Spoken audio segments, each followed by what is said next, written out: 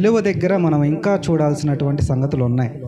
అంటే యేసు ప్రభు వారి యొక్క సిలువ దగ్గర ఆయన సిలువ పైన పలికినటువంటి మాటలు మాత్రమే కాకుండా ఇంకా అసలు ఆ సిలువలో మనకు ఇంకా చాలా శ్రేష్టమైన సంగతులు మనం సిలువలో మనము చూడొచ్చు. అందును బట్టి ఇందాక ఒక అధ్యాయాన్ని మనము చూసాం ఉత్తర రీతిగా. ఆ మాటలోనికి మనం వెళ్దాం. చూడండి, యోహాను సువార్త 19వ అధ్యాయం. యోహాను సువార్త 19వ అధ్యాయము మొదటి 5 వచనాలని మనము చదువుదాం. మొదటి 5 వచనాలు. అప్పుడు పిలాతు యేసును పట్టుకొని ఆయనను కొరడాలతో కొట్టించెను. సైనికులు ముళ్ళతో కిరీటమును అల్లి ఆయన తల మీద పెట్టి, చూడండి యోహాను సువార్త 19వ అధ్యాయం 5వ వచనం, ఆ ముళ్ళ కిరీటమును ఊదారంగు వస్త్రమును ధరించిన వాడే యేసు వెలుపలకి రాగా పిలాతు, ఇదిగో ఈ మనుష్యుడు అని వారితో చెప్పెను. చాలండి. యేసు ప్రభువు మీద ఆయనను సిలువ వేయటానికి, యేసు ప్రభు వారి యొక్క సిలువ శ్రమలని మనం ఎక్కడి నుంచి చూస్తాము అని అంటే, యాక్చువల్గా ఆయన పుట్టుక దగ్గర నుంచి శ్రమలను మనం చూస్తాం. ఆయన పశువుల పాకలో పుట్టిన విధానం కానీ, అలాగే అక్కడ ఉన్నటువంటి హేరోదు పిల్లలందరినీ చంపించమని చెప్పినప్పుడు ఆయన పారిపోతున్న విధానం కానీ, ఆ తర్వాత ఆయన 30 సంవత్సరాల వరకు పేదరికాన్ని అనుభవించిన విధానాన్ని కానీ, పుట్టుక దగ్గర నుంచి మనం యేసుప్రభు యొక్క శ్రమలను మనం చూస్తాం. ఆయన ఉండడానికి ఇల్లు లేక, తాగడానికి నీళ్లు దొరక్క, ఆయన పడుకోవడానికి స్థలం లేక, ఇట్లాగా ఆయనని చంపుదామని అనేక మంది ఎదురు చూస్తా యేసుప్రభు వారి శ్రమలు మనం చూస్తాం. అయితే భౌతికంగా యేసుప్రభు వారి యొక్క సిలువ శ్రమల్ని మనం ఎక్కడ చూస్తామనంటే, గెత్సమనే తోటలో మనం చూస్తాం. అక్కడ యేసుప్రభు వారు ప్రార్థన చేసినప్పుడు ఆయన చెమట ఎలా మారిందంటండి, రక్తముగా మారింది. అక్కడి నుంచి సిలువ శ్రమలు ప్రారంభమయ్యాయి. అక్కడి నుంచి ఆయనని మొహం మీద కొట్టి, ఆయనకు సంకెళ్ళు వేసి, ఆయనని అధికార మందిరంలో తీసుకొని వచ్చి హేరోదు దగ్గర తిప్పి, కయప దగ్గర తిప్పి, ప్రధాన యాజకుల దగ్గర తిప్పి, అక్కడ నుంచి పిలాతు దగ్గరికి తీసుకొని వచ్చి, ఇలాగా సిలువ వరకు ఆయన సిలువ శ్రమల్ని మనం చూస్తాం. ప్రియులరా, ఆ సిలువ శ్రమలన్నీ కూడా ఆయన మన కొరకు చేసినవే. ఆయనని శిక్షించటానికి, మనందరి పాపాల నిమిత్తమే యేసు ప్రభువాన్ని శిక్షించటానికి కొన్ని పరికరాలని వాడారు. మొదటిగా చేతులతో ఆయన కొట్టారు, అంటే ఆయనని కొట్టడానికి చేతులను వాడారు. తర్వాత ఒక కర్రను తీసుకొని ఆయన తల మీద కొట్టారు, కిరీటం మీద. ఆ తర్వాత కొరడాలను వాడారు, ఆయన వీపు మీద బాధించడానికి, ఆయనను కొట్టడానికి కొరడాలను వాడారు. తర్వాత ఆయన భుజాల మీద సిలువను పెట్టారు. తర్వాత ఆయన చనిపోయాడో తెలుసుకుందామని బల్యాన్ని వాడారు. తర్వాత ఆయన సిలువ కొట్టడానికి మేకులను వాడారు. ఆ తర్వాత ఆయన తల మీద పెట్టడానికి ఏం కిరీటం వాడారండి? ముళ్ళ కిరీటాన్ని వాడారు. అంటే యేసు ప్రభు వారిని సిలువ వేయటానికి వీటన్నిటిని ఉపయోగించారు. అలాగే ఆయనను బాధించడానికి మాటలను కూడా వాడారు. ఆయనని దూషించారని రాయబడింది. అలాగే ఉమ్మిని కూడా వాడారు. యేసు ప్రభు మొహం మీద ఉమ్మి వేశారు, ఉమ్మిని వాడారు.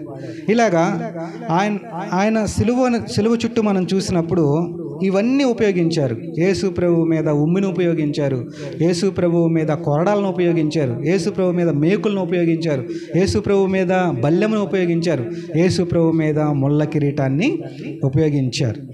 ఇట్లాగా అన్నీ ఉపయోగించినప్పుడు అందులో అన్నిటినీ ధ్యానించడానికి మనకు సమయం లేదు. కానీ అందులో ఒకటి నేను మీకు తీసుకొని ఇది నన్ను జ్ఞాపకం చేస్తాను. యేసు ప్రభువుని బాధించడానికి, మన కొరకు ఆయనను శిక్షించడానికి అందులో ఒక పరికరాన్ని మనం చూద్దాం. నేను ఈ మాట చెప్తాను, అందరం పలకండి. ముళ్ళ కిరీటము. ఏం కిరీటం అండి ఇది? ముళ్ళ కిరీటము. యేసు ప్రభు వారిని మన కొరకు ఆయనను శిక్షించడానికి అనేక పరికరాలు వాడారు. అందులో ఒకదానిని మనం ఈ రోజున మనం తీసుకుందాం. అదేంటంటే ముళ్ళ కిరీటం. అందును బట్టి యోహాను సువార్త 19వ అధ్యాయం 2వ వచనంలో ఈ విధంగా రాయబడి ఉంటుంది, సైనికులు ముళ్ళతో కిరీటమును అల్లి ఆయన తల మీద పెట్టి. 5వ వచనంలో రాస్తాడు, ఆ ముళ్ళ కిరీటమును ఊదారంగు వస్త్రమును ధరించిన వాడే యేసు వెలుపలికి రాగా పిలాతు, ఇదిగో ఈ మనుష్యుడు అని వారితో చెప్పాను. కాబట్టి గనుక ప్రియులారా, ముళ్ళ కిరీటాన్ని మనము చూస్తాం. ఎందుకు ఈ ముళ్ళ కిరీటాన్ని వాడారు? వాస్తవానికి యేసు ప్రభువు మీద ఒక అర్పణగా యేసు ప్రభు బాప్తిజం ఇచ్చి యోహాను యేసు ప్రభు వైపు చూసి ఇలాగంటాడు, ఇదిగో లోక పాపమును మోసుకొని పోవచ్చున్న దేవుని గొర్రెపిల్ల అని అంటాడు. అంటే ఒక అర్పణగా యేసు ప్రభు వారిని మనము చూస్తాం, ఒక గొర్రె పిల్లగా అర్పించినట్లుగా మనము చూస్తాం. ఈ రోజున ఈ ముళ్ళ కిరీటం గురించి 7 మాటల్ని నేను మీకు జ్ఞాపకం చేస్తాను. ఆ 7 మాటల్ని నేను మీకు, ఎందుకు ఆ ముళ్ళ కిరీటాన్ని వాడారో ఒక 7 విషయాలని నేను మీకు జ్ఞాపకం చేస్తాను. చూడండి, బైబిల్లో యేసు ప్రభు తల మీద ముళ్ళ కిరీటం ఎందుకు పెట్టబడిందో మొట్టమొదటి విషయాన్ని మనం చూద్దాం. హోషేయ గ్రంథము 2వ అధ్యాయం, హోషేయ గ్రంథము 2వ అధ్యాయము 6వ వచన భాగంలో ఈ విధంగా రాయబడి ఉంటుంది. హోషేయ గ్రంథము 2వ అధ్యాయం 6వ వచనం, ముళ్ళ కంచె దాని మార్గములకు అడ్డము వేయుదును, దాని మార్గములు దానికి కనబడకుండా గోడ కట్టును. చాలండి. ముళ్ళను దేనికి వాడతారో బైబిల్లో 7 విషయాలు రాయబడ్డాయి. అందులో మొట్టమొదటి విషయాన్ని నేను మీకు జ్ఞాపకం చేస్తాను. ముళ్ళు దేనికి సాదృశ్యంగా ఉంది అని అంటే, నేను ఈ మాట చెప్తాను, అందరూ పలకండి. అడ్డుపడే ముళ్ళు. ఏ ముళ్ళు అంటండి ఇది? అడ్డుపడే ముళ్ళు. మనం చక్కగా ఏదన్నా దారిలో నడుచుకుంటూ వెళ్తున్నాం, సడన్గా మనకు ఒక ముళ్ళ కంప మనకు అడ్డొచ్చింది. మనం దాన్ని దాటడానికి వాస్తవానికి ప్రయాణం ఒక అరగంట అయినా దాన్ని దాటడానికి ఒక పావు గంట పట్టుద్ది. ఎందుకు అని అంటే అవి ఏ ముళ్ళు అంట? అడ్డుపడే ముళ్ళు. ప్రయాణం ఆలస్యమైంది, ప్రయాణం అక్కడితో ఆగిపోద్ది, ప్రయాణం అక్కడ చిక్కుపరచబడతా ఉంటుంది. అడ్డుగా కొంచెం బాధాకరమైన ఆలస్యకరమైన ప్రయాణం అక్కడ జరుగుద్ది. ప్రియులరా, ముళ్ళు చేసేటువంటి మొట్టమొదటి పని ఏంటంటే ఇవి అడ్డుపడే ముళ్ళు, ఇవి ఆటంకపరిచే ముళ్ళు. అడ్డుపడతాయి, వెళ్ళనివ్వకుండా అడ్డుపడతాయి. అందుని బట్టి రైల్వే వాళ్ళకి మనకి మధ్యలో ఒక గోడ కడతా ఉంటారు. ఆ గోడ మీద ముళ్ళ గాజు పెంకుల్ని వేస్తూ ఉంటారు. ఎందుకు అని అంటే అందులోకి దాటకుండా. ప్రియులారా, అలాగే జైలు దగ్గర కూడా ఖైదీలు పారిపోకుండా జైలు గోడల చుట్టూ కూడా పైన ముళ్ళ కంచెని వేస్తారు. కరెంటు తీగలని కానీ, కరెంటు తీగలు కూడా ఎట్లాగా ఉంటాయి అని అంటే ముళ్ళతో ఉంటాయి. ఆ ముళ్ళతో వెళ్ళిన కరెంటు తీగలను పెడతారు, వాళ్ళు బయటికి పారిపోకుండా ఉంటాయి. అలాగే మన యొక్క ప్రయాణంలో, మన జీవిత ప్రయాణంలో అడ్డుగా అపవాది శోధిస్తూ ఉంటాడు. ఆటంకాలు వస్తూ ఉంటాయి. అడ్డుగా వచ్చే ముళ్ళు అంటే ఆటంకాల ముళ్ళు ఇవి.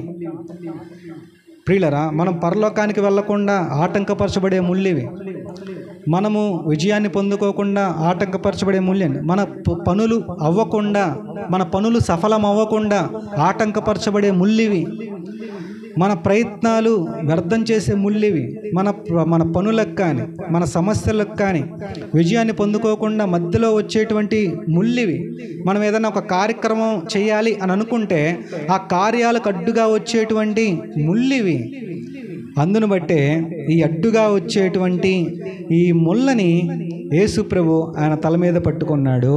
నీ అడ్డుగా వచ్చేటువంటి ముళ్ళని ఆయన తొలగించాడు. దానికి స్తోత్రం చెప్దామండి. హల్లెలూయా. అందును బట్టే సిలువలో మనకేం కనబడుతుంది అని అంటే, మన ఆటంకాలు సిలువ దగ్గరికి వచ్చినప్పుడు ఆటంకాల ముళ్ళని ఆయన తీసివేస్తాడు. మనం సిలువ యొద్దకు వచ్చినప్పుడు మనకు అడ్డుగా ఉన్న ఏదైతే ఉందో, అడ్డు బండగా ఏదైతే ఉందో, అడ్డు రాయిగా అయితే ఉందో, అడ్డుగా వచ్చిన ముళ్ళు అయితే ఉన్నాయో వాటిని తొలగిస్తాడు. ఆయన నీ మార్గములను సరళం చేస్తాడు, నీ త్రోవలను సరళం చేస్తాడు, నీ మార్గమునకు వెలుగును కలుగు చేస్తాడు.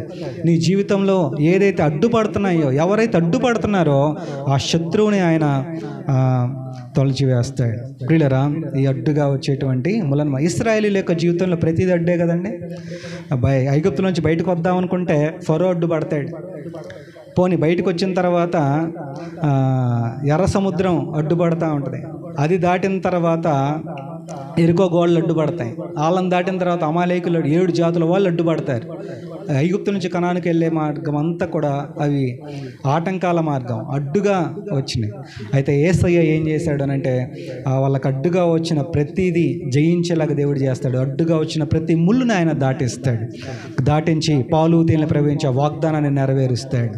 దేవునికి స్తోత్రం చెప్దామండి.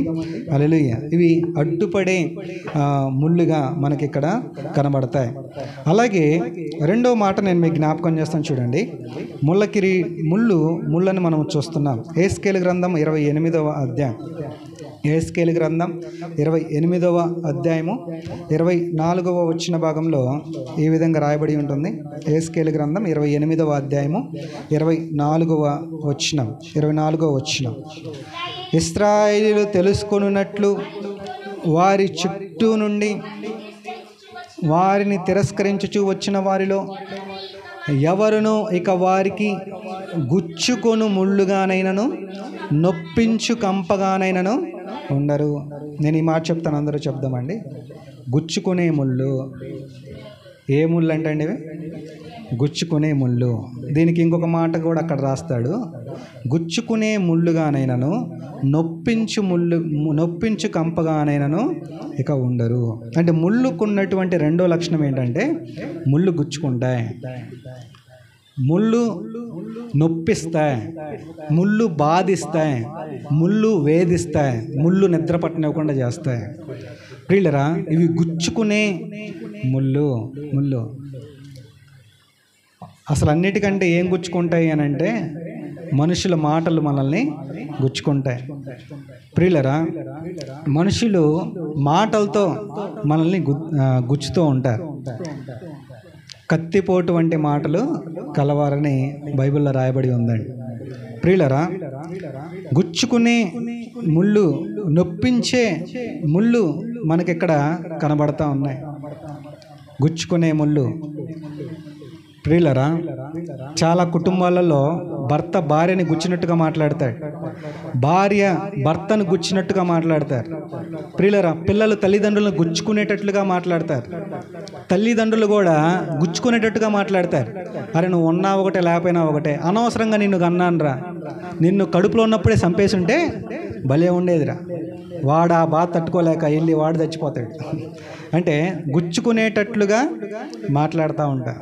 ఇంక అత్తా కోడళ్ళ మధ్యలో గుచ్చుకునే మాటలు మామూలు మాటలు కాదు. ఒకసారి అంట ఒక అత్త నిందంట కోడలతోటి, నువ్వు మధ్యలో వచ్చావే. ఎప్పుడు వచ్చిందంట?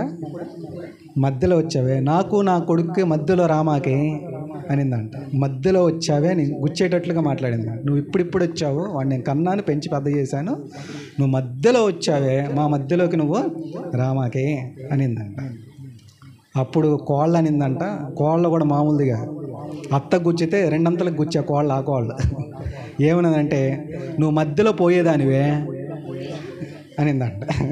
నువ్వు ఇప్పుడు ఉంటావా, నువ్వేమన్నా ఆఖరి వరకు ఉంటావు, నువ్వు మధ్యలో పోయేదానివే, నేను మధ్యలో వస్తే నువ్వు మధ్యలో పోయేదానివే, నువ్వు మా ఇద్దరి మధ్యలోకి రామాకే అనిందంట.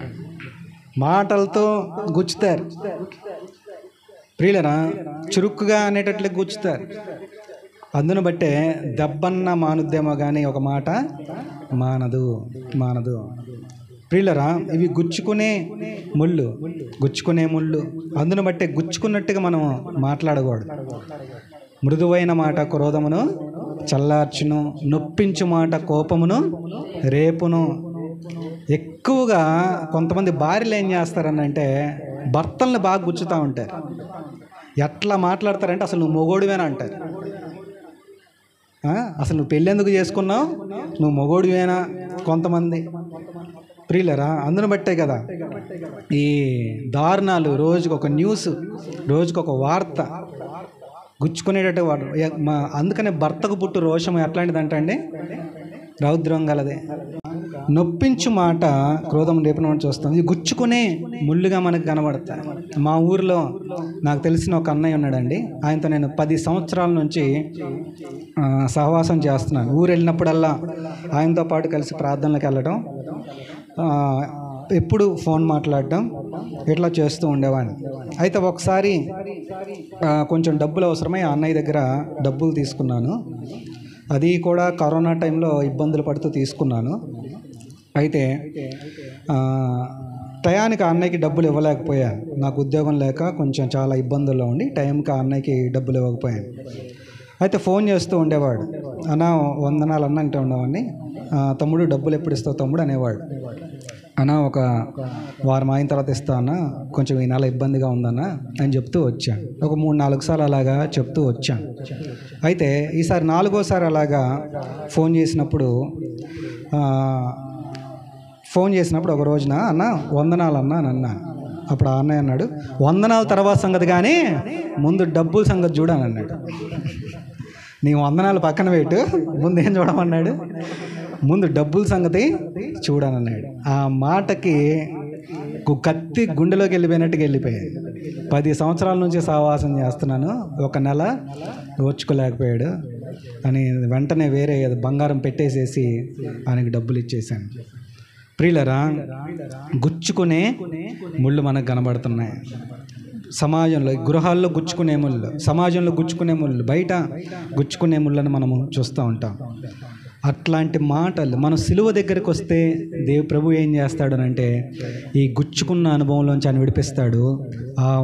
ఆయన తల మీద ఆ గుచ్చుకునే అనుభవాన్ని నీ తల మీద నుంచి తీసి ఆయన తల కిరీటంగా పెట్టుకుంటాడు. దేనికి స్తోత్రం చెప్దామా అండి?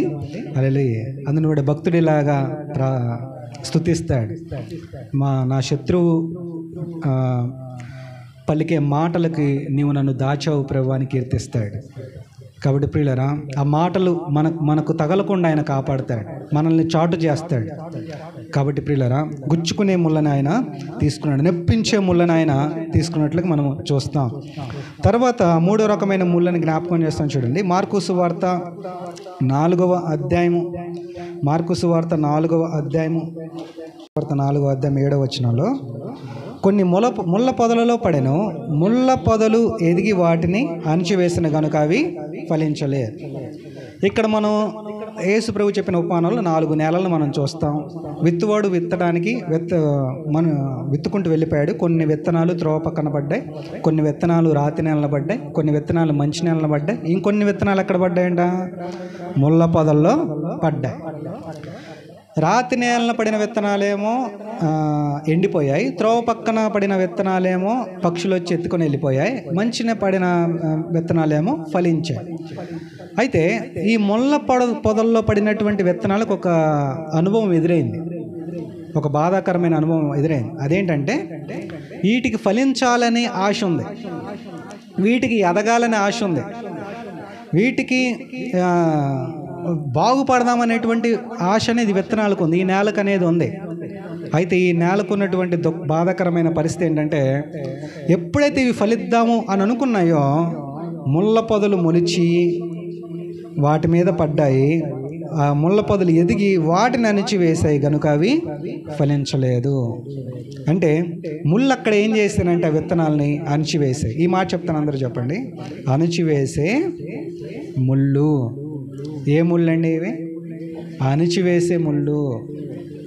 ప్రియులరా, ఈ ముళ్ళు అణిచివేసే, ఎదగనివ్వకుండా చేసిన ముళ్ళివి, అణిచివేసిన ముళ్ళివి, ఫలింపనివ్వకుండా చేసే ముళ్ళివి, పైకి వెళ్తుంటే కిందకి లాగేటువంటి ముళ్ళివి. ప్రియులరా, ఇవి కూడా అడ్డుపడే ముళ్ళివి, ఇవి ఓర్చుకోలేని ముళ్ళివి, ఇవి అణిచివేసే ముళ్ళుగా మనకు కనబడతాయి, తొక్కేసే ముళ్ళుగా మనకి ఇవి కనబడతా ఉన్నాయి. కనుక ఇవి అణుచివేసేటువంటి ముళ్ళు, ఎదగనివ్వకుండా చేసేటువంటి ముళ్ళు. యేసుప్రభు శిలువ దగ్గరికి వస్తే, యేసుప్రభు యొక్క ఆ కల్వరి దగ్గరికి మనం వస్తే, కల్వరి కొండ దగ్గరికి వస్తే అక్కడ ముళ్ళ కిరీటం ధరించిన యేసుప్రభు వారు నీ అణచివేసేటువంటి ముళ్ళని ఆయన తీసివేసి ఆయన తల మీద ధరించుకుంటాడు. దేవునికి స్తోత్రం చెప్దామండి. హల్లెలూయా. కాబట్టి ప్రియులరా, అణచివేసే ముళ్ళు మనకి ఇక్కడ కనబడతా ఉన్నాయి. 4వ ముళ్ళు దగ్గరికి నేను మీకు తీసుకెళ్తాను చూడండి. హెబ్రీలకు రాసిన పత్రిక 6వ అధ్యాయము, హెబ్రీలకు రాసిన పత్రిక 6వ అధ్యాయము 8వ వచన భాగంలో ఈ విధంగా రాయబడి ఉంటుంది. హెబ్రీలకు రాసిన పత్రిక 6వ అధ్యాయము 8వ వచనం.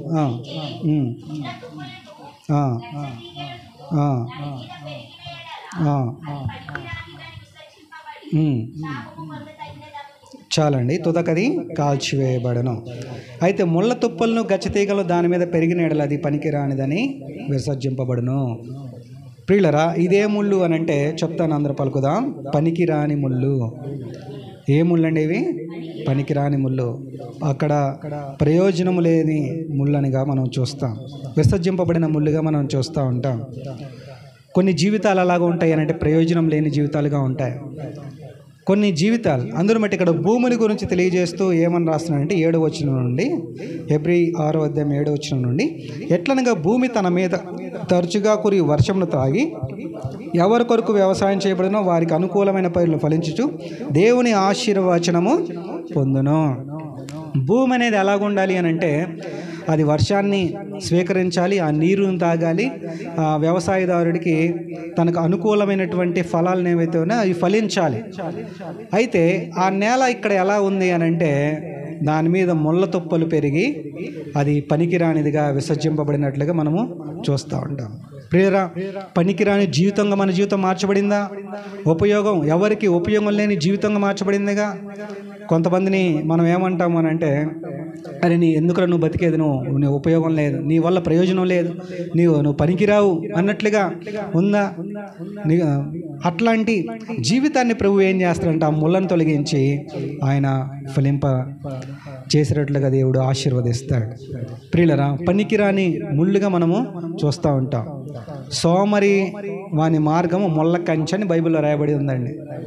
ప్రియులరా, చాలామంది తమ సోమరితనము చేత, సోమరితనం అనే ముళ్ళ చేత ఉపయోగపడలేకపోతున్నారు.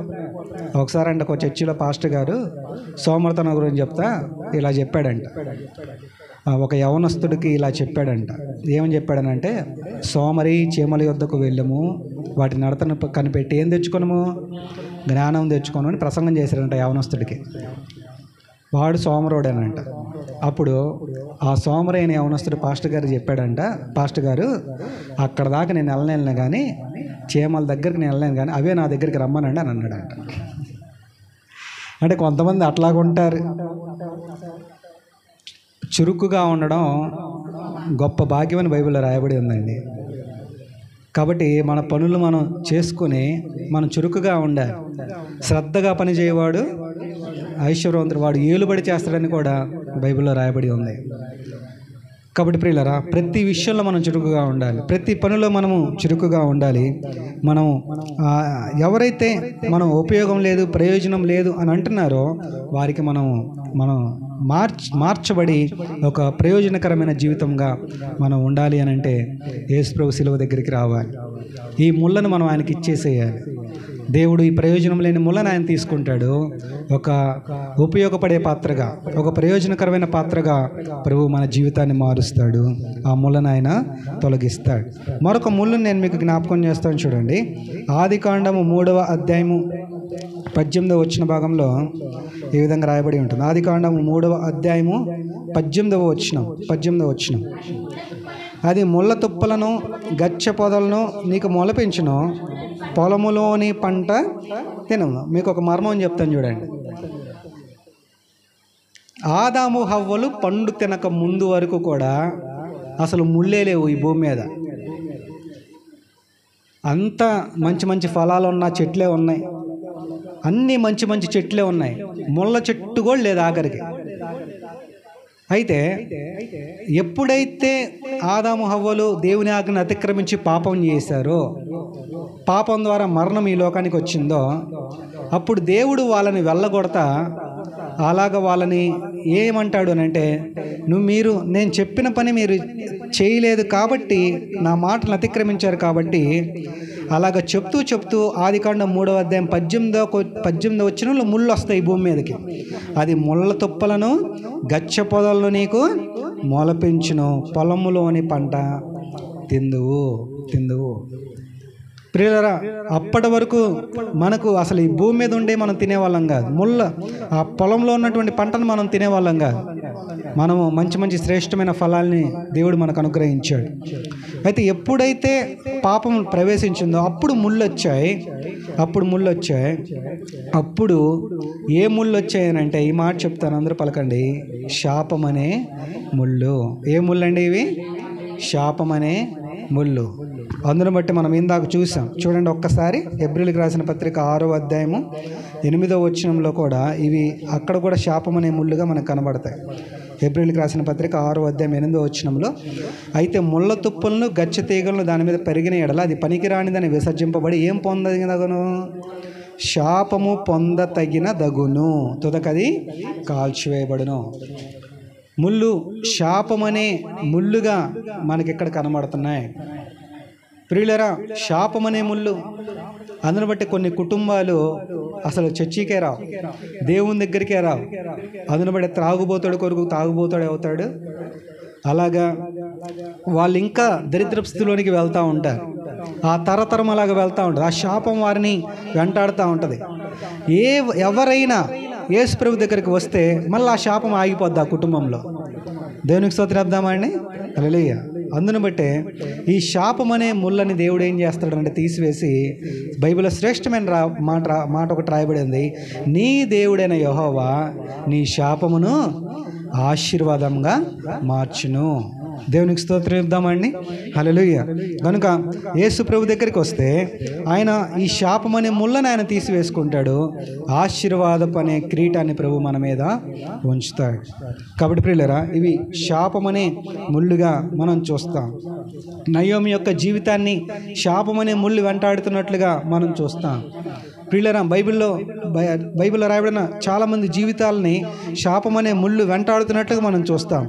అయితే ఎప్పుడైతే యేసు ప్రభు దగ్గరికి వారు వచ్చారో వారి యొక్క జీవితాలు శాపము నుండి ఆశీర్వాదకరంగా మార్చబడినట్లుగా మనము చూస్తూ ఉంటాం. కాబట్టి ఇవి శాపం అనే ముళ్ళు. చాలామంది జీవితాలు శాపం అనే ముళ్ళతోటి చుట్టబడ్డాయి, శాపం అనే జీవితంలో బ్రతుకుతున్నాయి. తర్వాత మరొక ముళ్ళుని నేను మీకు జ్ఞాపకం చేస్తాను. చూడండి, ముగింపులోకి వస్తున్నాను. 6వ రకమైన ముళ్ళుని నేను మీకు చూపిస్తున్నాను. కొరింథీయులకు రాసిన మొదటి పత్రిక 15వ అధ్యాయం 56వ వచనంలో ఈ విధంగా రాయబడి ఉంటుంది. కొరింథీయులకు రాసిన మొదటి పత్రిక 15వ అధ్యాయము 56వ వచనంలో, మరణపు ముళ్ళు పాపము, పాపమునకు మును బలము. ఇదే ముళ్ళు అంటండి, మరణపు ముళ్ళు. అసలైన ముళ్ళు ఇది, సిసలైన ముళ్ళు ఇది. అసలు మనం గమనిస్తే ప్రతి మనిషిలో ఈ ముళ్ళు ఉంది. మనిషిగా పుట్టిన ప్రతి ఒక్కళ్ళు ఈ ముళ్ళు ఉంది. ఏ ముళ్ళు ఇది? మరణపు ముళ్ళు. వృక్ష తొక్కునేవాడి దగ్గర నుంచి విమానం నడిపేవాడి వరకు ఈ ముళ్ళు ఉంది. రోడ్డు మీద అడుక్కునేవాడి దగ్గర మరణపు ముళ్ళు ఉంది. దేశాన్ని పరిపాలించే ప్రధానమంత్రి దగ్గర కూడా ఏ ముళ్ళు ఉంది? మరణపు ముళ్ళు ఉంది.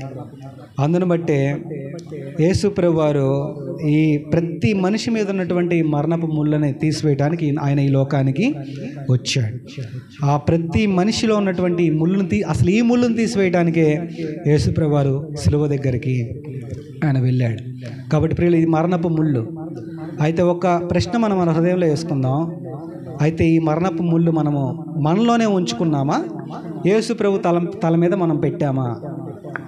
అసలు ఈ ముళ్ళు మనలో ఉందా? యేసు ప్రభు మీద మనం ఇచ్చేసామా? ప్రియులరా, ఈ ముళ్ళను మనం ఎప్పుడైతే రక్షణ పొందుతామో ఈ ముళ్ళు అప్పుడు ఆయన మీదకి వెళ్తుంది. ఇది మరణపు ముళ్ళుగా మనము చూస్తాం. ఆఖరిగా ఇదే ముళ్ళు మనం చూద్దాం. చూడండి, కొరింథీయులకు రాసిన 2వ పత్రిక 12వ అధ్యాయం 7వ వచన భాగంలో ఈ విధంగా రాయబడి ఉంది. కొరింథీయులకు రాసిన 2వ పత్రిక 12వ అధ్యాయము 7వ వచనంలో, నాకు కలిగిన ప్రత్యక్షతలు బహు విశేషముగా ఉన్నందున నేను అత్యధికముగా హెచ్చింపబడిపోకుండా నిమిత్తము నాకు శరీరంలో ఒక ముళ్ళు, నేను అత్యధికంగా హెచ్చింపబడిపోకుండా నిమిత్తము నన్ను నలగొట్టకు సాతాను యొక్క దూతగా ఉంచబడెను. చాలండి, ఈ మాట చెప్తున్నా, అందరూ పలుకుదాం. రోగమనే ముళ్ళు. ఏ ముళ్ళు అండి ఇవి? రోగమనే ముళ్ళు. కొంతమందికి రోగాలు ఎట్లాగా ఉంటాయి అని అంటే ముళ్ళలాగా ఉంటాయి. ప్రియులరా, కొన్ని రోగాలు 1 రోజు 2 రోజులు ఉండి వెళ్ళిపోతాయి. టైఫాయిడ్ ఎన్ని రోజులు ఉంటుంది అని అంటే, మామూలు జ్వరం వస్తే 3 రోజులు ఉంటుంది. టైఫాయిడ్ వచ్చింది అని అంటే 2 వారాలు ఉంటుంది. ప్రియులరా, ఇంకేదన్నా ఒకసారి రోడ్డు మీద పడితే బైక్ మీద నుంచి నెలైనా నొప్పి తగ్గలేదు. డాక్టర్ దగ్గరికి వెళ్ళి చూపిస్తే డాక్టర్ అన్నాడు, రోడ్డు మీద తగిలిన దెబ్బలు 3 నెలలు ఉంటాయని అన్నాడు. నువ్వు ఎన్ని టాబ్లెట్లు అన్నా వేసుకో, ఎన్ని నెలలు ఉంటాయన్నాడు? 3 నెలలు ఉంటాయని అన్నాడు. అంటే కొన్ని రోగాలు 3 నెలలు ఉంటాయి. ప్రియులరా, కరోనా వస్తే ఎన్ని రోజులు ఉంటుంది? వారం రోజులు 10 రోజులు ఉంటుంది. అందుని బట్టి ఒక 10 రోజులు అయిన తర్వాత మళ్ళీ బయటకు వచ్చేయమంటారు. 2 వారాల క్వారంటైన్ ఎన్ని రోజులు అండి? 14 days మళ్ళీ బయటకు వచ్చేయమని అంటారు. అంటే కొన్ని రోగాలు వస్తే కొన్ని రోజులే ఉంటాయి, కానీ కొన్ని రోగాలు ముళ్ళలాగా ఉంటాయి. కొన్ని రోగాలు రోగం అనే ముళ్ళులాగా ఉంటాయి. అందుని బట్టి షుగర్ అనే ముళ్ళుని మీరు తీసుకోండి, అది ఎప్పుడు అలాగనే ఉంటుంది. కొంతమందికి బీపీ ఉంటుంది, బీపీ అనే ముళ్ళు ఉంటుంది. కొంతమందికి రెండూ కలిసి అక్క చెల్లెలా కలిసిమెలిసి ఉంటాయి. రోగం అనే ముళ్ళు అవి అలాగా మనతో పాటు వస్తూ ఉంటాయి. వాస్తవానికి మన వెంట ఏం రావాలి? నీ కృపాక్షేమములే నా వెంట వచ్చును. కృపాక్షేమం కాదు, షుగరు బీపీ అంట వెళ్తూ ఉంటాయి. రోగం అనే ముళ్ళు వెనకాల వస్తూ ఉంటాయి. ప్రియులరా, ఇలాగా రోగం అనే ముళ్ళుని కలిగి ఉంటాయి. మీకు విషయం చెప్పమంటారండి, యేసు ప్రభు మన పాపాన్ని మాత్రమే కాదు సిలువలో భరించింది, మన రోగాలను కూడా ఆయన భరించాడు సిలువలో. దేవునికి స్తోత్రం చెప్దామా అండి? హల్లెలూయా. నువ్వు నమ్మితే, నువ్వు విశ్వసిస్తే దేవుడి కార్యం చేస్తాడు. అందును బట్టే కదా బైబిల్లోనే ఆ మాట రాయబడింది, నిత్యంగా అతడు మన రోగములను భరించెను. ప్రియులరా, మన రోగం ఆయన పొందిన దెబ్బల చేత మనకేం కలుగుతుందంటండి? స్వస్థత కలుగుతుంది. అది ఆత్మీయంగా అయినా అది శరీరంగా స్వస్థత కలుగుతుంది. ప్రియులరా, ఇది రోగం అనే ముళ్ళని ఆయన తీసివేయడానికి ఆయన లోకని. అందుని బట్టి ఆయన దగ్గరకు వచ్చిన వాళ్ళందరినీ యేసుప్రభు స్వస్థపరిచాడు. ఆయన పాదాల దగ్గర పడేసిన వాళ్ళందరినీ యేసుప్రభు స్వస్థపరిచాడు. కుష్ఠరోగిని స్వస్థపరిచాడు, రక్తస్రావం రోగం కలిగిన స్త్రీని స్వస్థపరిచాడు, ఓచ చేయగలిగిన వాడిని యేసుప్రభు స్వస్థపరిచాడు. ప్రియులరా, 38 ఏళ్ళ నుంచి కోనేరు దగ్గర పడి ఉన్నవాడిని యేసుప్రభు స్వస్థపరిచాడు. ప్రియులరా, చాంద్ర రోగం కలిగిన వాడిని స్వస్థపరిచాడు. సిలువ దగ్గర మనకు పాపం పోవడమే కాదు, రోగం పోవడం మనకు అక్కడ కనబడతా ఉంది. మరణపు ముళ్ళను తీసివేయగలిగిన దేవుడు రోగం అనే ముళ్ళను కూడా ఆయన తీసివేయగలడు. కాబట్టి రోగం అనే ముళ్ళు మనకి ఇక్కడ కనబడతా ఉంది. రోగం అనే ముళ్ళు తీసివేయడానికి యేసుప్రభు వారి లోకానికి వచ్చాడు. యేసుప్రభు ఏ కిరీటం అల్లబడిందండి? ఏ కిరీటం? ఆ కిరీటం పేరేంటి? ముళ్ళ కిరీటం. ఎన్ని ముళ్ళులు ఉన్నాయి ఆ కిరీటంలో? బైబిల్ ఎక్కడ ఉందయ్యా రాయబడలేదు కదా, బైబిల్ ఎక్కడ ఉంది? రాయబడలేదు. ఎన్ని ముళ్ళులు? నేను అనుకుంటాను 7 ముళ్ళులు అలా అల్లున్నాయని అనుకుంటాను. ఈ 7 ముళ్ళను యేసుప్రభు తీసుకొని ఒక కిరీటంగా అల్లి ఆయన తల మీద పెట్టారు. ప్రియులరా, మనకు అడ్డుపడే ముళ్ళు ఆ కిరీటంలో ఉన్నాయి, గుచ్చుకునే ముళ్ళు ఆ కిరీటంలో ఉన్నాయి, మనల్ని అణిచివేసే ముళ్ళు, పనికిరాని ముళ్ళు, శాపమనే ముళ్ళు, మరణపు ముళ్ళు, రోగమనే ముళ్ళు, ఇవన్నీ ఒక కిరీటంగా అల్లి ఆయన తల మీద పెట్టుకున్నాడు. అయితే మనం ఇప్పుడు చేయాల్సిన పని ఏంటంటే, మన దగ్గరున్న ఈ ముళ్ళ కిరీటాన్ని, ఈ శాపమనే ముళ్ళు కానీ, అణిచివేసే ముళ్ళు కానీ, అడ్డుపడే ముళ్ళు కానీ, గుచ్చుకునే ముళ్ళు కానీ, మరణపు ముళ్ళు కానీ, ఇది మన మీద ఉన్న కిరీటం. ఈ ముళ్ళు ఇది ఆయన చేతికి, ఆయన తల మీద మనం పెట్టేసేసి ఆయన తల మీద ఉన్నటువంటి జీవ కిరీటాన్ని మనం తీసుకోవాలి. అంటే అక్కడ ఏం చేయాలంటే ఎక్స్చేంజ్ చేయాలండి. ఒక అడ్వర్టైజ్మెంట్ ఇస్తారు కదా, పాత టీవీ తీసరండి, ఏం టీవీ తీసుకెళ్ళమంటారా? కొత్త టీవీ తీసుకెళ్ళండి. పాత సెల్ ఫోన్ ఇచ్చేయండి, కొత్త సెల్ ఫోను తీసుకెళ్ళండి. పాత సామాన్లు ఇచ్చేయండి, కొత్తవి తీసుకొని వెళ్ళండి. ఎక్స్చేంజ్ ఆఫర్ మనం చూస్తాం. అలాగే ఇక్కడ కూడా మనం ఎక్స్చేంజ్ చేసుకోవాలి. ఈ ముళ్ళన్నీ మనం ప్రభుకి ఇచ్చేసి ప్రభు దగ్గర ఉన్నటువంటి మహిమ కిరీటాన్ని, ప్రభు దగ్గర ఉన్న జీవ కిరీటాన్ని, ప్రభు దగ్గర ఉన్న నీతి కిరీటాన్ని, ప్రభు దగ్గర ఉన్నటువంటి ఆ శ్రేష్టకరమైనటువంటి కిరీటాన్ని మనం తీసుకోవాలి, ఎక్స్చేంజ్ చేయాలి. మరి ఎక్స్చేంజ్ చేసావా? ఇది మనం ఎక్స్చేంజ్ చేద్దాం. ఈ కిరీటాన్ని ప్రభుకి అప్పచెప్పేద్దాం, ఈ ముళ్ళ కిరీటాన్ని ఆయనకి ఇచ్చేద్దాం, ఆయన దగ్గర ఉన్నటువంటి మహిమ కిరీటాన్ని మనము పొందుకుందాం. ప్రియులరా, ఈ ముళ్ళ కిరీటాన్ని మన మీద నుంచి ప్రభు తొలగించి ఆయన మీద ఉన్నటువంటి మహిమ కిరీటాన్ని ప్రభు మనకిచ్చునుగాక. ఆమేన్, ఆమేన్.